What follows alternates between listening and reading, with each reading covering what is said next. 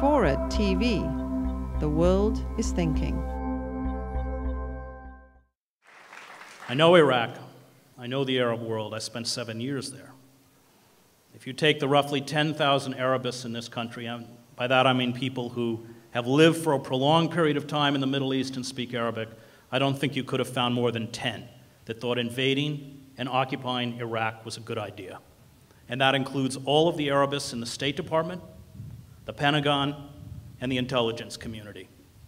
The notion that we would be greeted as liberators, the notion that democracy would be implanted and emanate outwards from Baghdad across the Middle East, the notion that the oil revenues would pay for reconstruction, were utopian in the purest sense of the word, as Thomas More coined the word in 1518. Utopia means no place.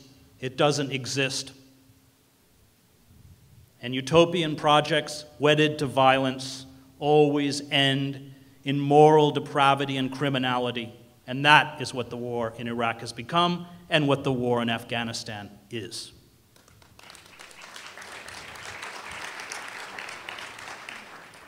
And I faced a choice. As a news reporter for the Times, inevitably given platforms because of this book, Charlie Rose, Terry Gross, CBS Evening News, I mean, on and on. I could speak out against the war when asked, which was a kind of professional suicide, or I could dodge the issue and protect my career. I didn't dodge it,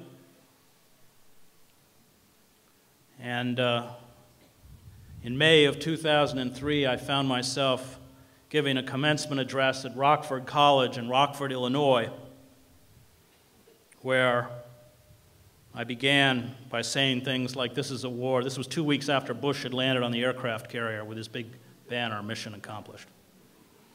And I said, this is a war of liberation, but it is a war of liberation by Iraqis against American occupation, and went from there.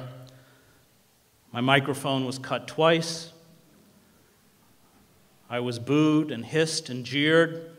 Large sections of the crowd, about 4 or 5 minutes into my talk, stood and began to sing God Bless America. Many were weeping. Granta magazine printed a transcript of the talk, and in italics they printed what people shouted. My favorite being a woman who screamed, "Atheist stranger." At the end of 18 minutes, 2 young men from the graduating class tried to climb onto the podium and push me aside, and I was escorted out of the ceremony before the awarding of diplomas. This incident fed the right-wing trash talk media. Fox, O'Reilly, the Wall Street Journal wrote an editorial denouncing me, and my employer, the New York Times, called me in. We are guild at the New York Times, we're union, and before you're fired, you are given a formal written reprimand where the activity that will cause your removal is explained, and you are told not to repeat it. And my letter told me that I was no longer allowed to speak out against the war because I had impugned the impartiality of the newspaper.